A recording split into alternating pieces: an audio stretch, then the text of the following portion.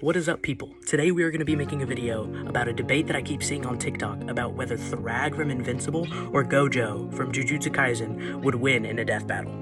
Today's video is going to be broken into 3 sections, with the first one being main category breakdowns of things like strength, speed, and perception. The second part is going to be main arguments and rebuttals that I see online, and the third part is going to be about how I think the fight would go myself.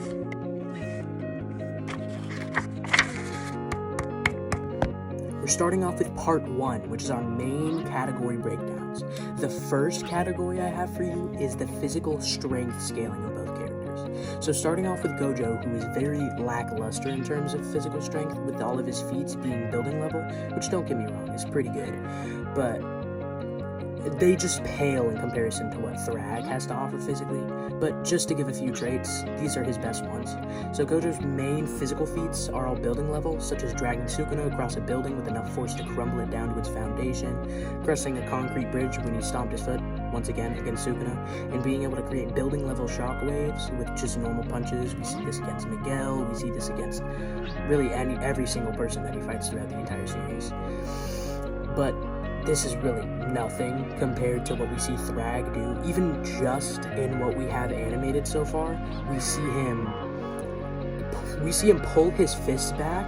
Remember, we have this conversation between Nolan and Thragg. They're talking to each other, and then Thragg gets angry to a point where he pulls his arm back, and the wind force from him pulling his arm back is able to pull Omni-Man or Nolan into him, and he's able to land a punch which launches him through the roof of the building they're in out into space with enough velocity to cause like burning as Nolan is going through the atmosphere out into space.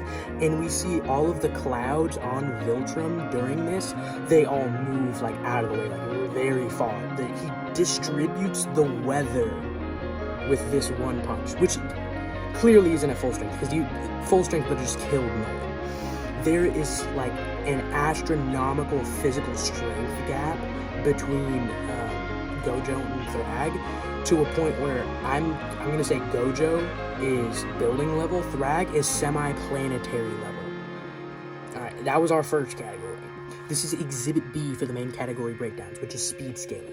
Starting off with Gojo, who's doing pretty good in this category, with his main speed feats including his most discussed feat that everybody talks about, which is him running the entire length of the Shibuya station and killing around the 2,000 transfigured humans that Mahito had let out of the train in 5 minutes.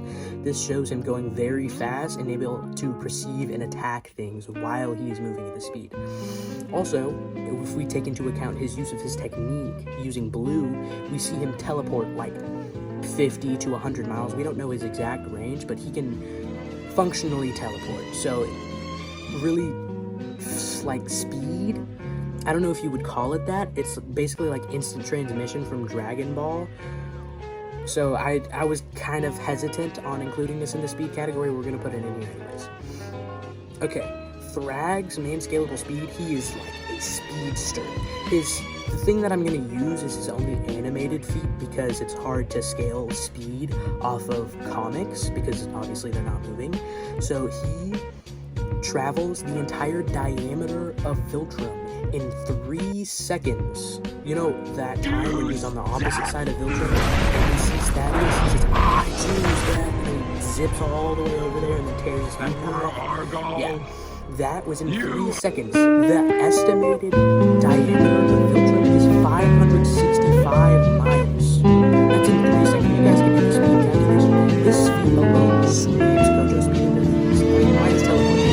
We don't know exactly how fast that is, because we can't tell how fast he's moving during it. But yeah, so in this category, Thragg just clears him in physical speed, but teleportation kind of makes the physical speed obsolete. We're going to talk about that later. In this next part, very long.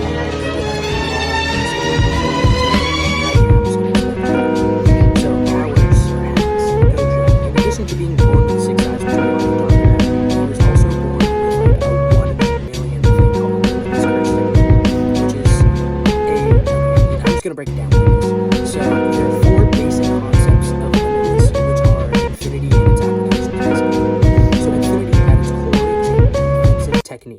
anything that approaches its user, which is Gojo, will slow down infinitely, meaning the closer the object/being gets to Gojo, the slower it will get, eventually stopping before ever touching or hurting or damaging Gojo at all.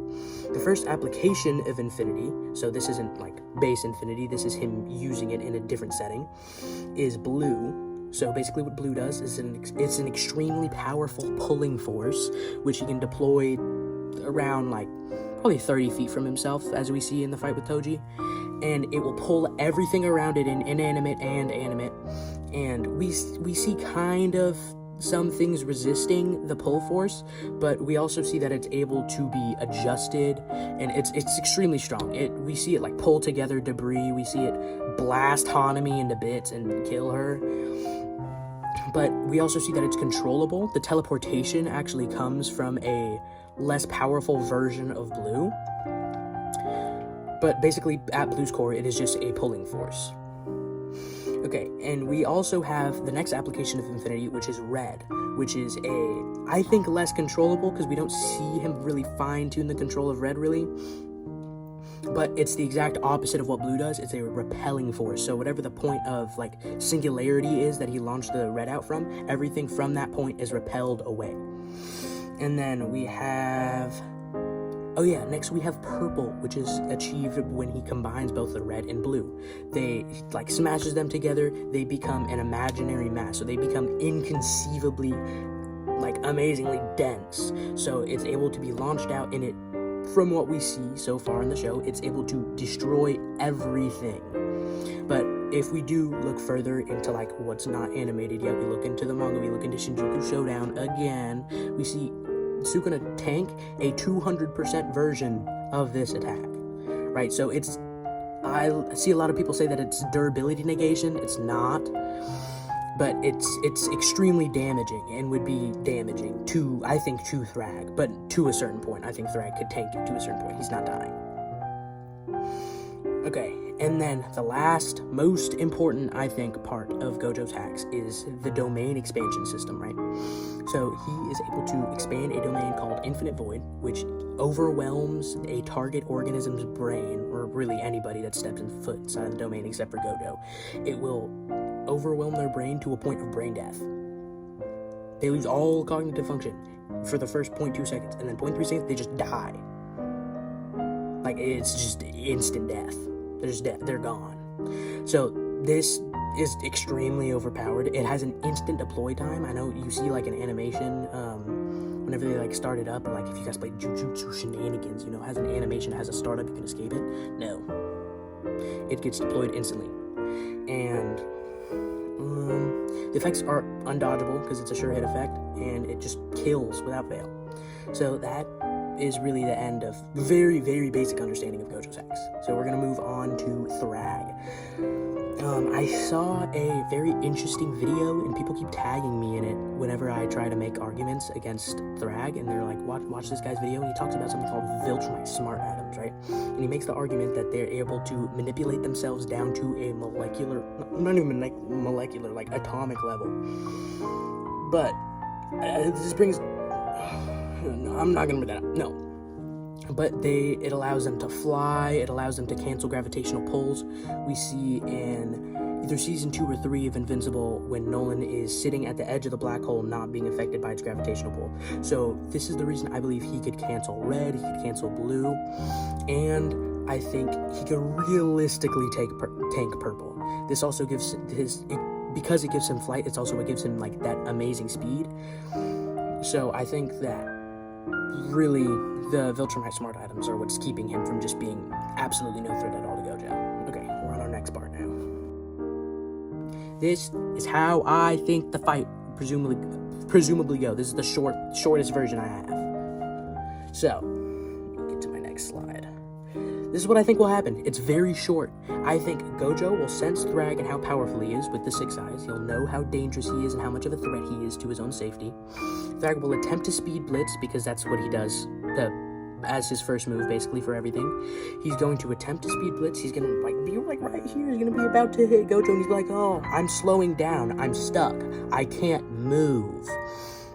So Gojo, knowing how big of a threat Thragg is, knowing how bad it would be if he doesn't end up doing this, Gojo is first gonna reach for his red. It's not gonna work. He's first gonna reach for his blue. It's not gonna work. Thragg is once again gonna go in for a punch. Gojo's gonna be like, I don't have any other options. Okay, to continue, as I was saying, so Gojo is going to reach for the purple. He's going to hit Thragg with it, because although it shows that it's moving very slow, in the show we can see it traveling, it looks very dodgeable, it's not. It's basically instant. We see Gege state it explicitly in the manga that it's basically instant. Otherwise, Sukuna would have just stood in front of it. He literally goes, when it's coming at him, so he wouldn't have, Thragg wouldn't have been able to dodge it. He's going to get hit, tank it. Minimal damage. Maybe he loses an arm or something. One final attempt. Thragg tries to smash the ground around Gojo and make him lose his footing, and then tries to catch him in the air. He gets stopped by Infinity once again, and then Gojo's like, I have no other options. Pops domain. Thragg dies. Thragg loses. That's the end of the story. There's no more. I have nothing else to add. I don't know why you're still watching this. Anyways, thanks for watching. Please like and subscribe because it helps me out a lot. And feel free to give me opinions on why I'm right and why I'm wrong. Or just yell at me in the comments for no reason. And yeah. So I actually would like people to come in with fresh opinions, fresh topics that people would like me to cover and stuff, give my opinion on. And goodbye. That's all I have for today.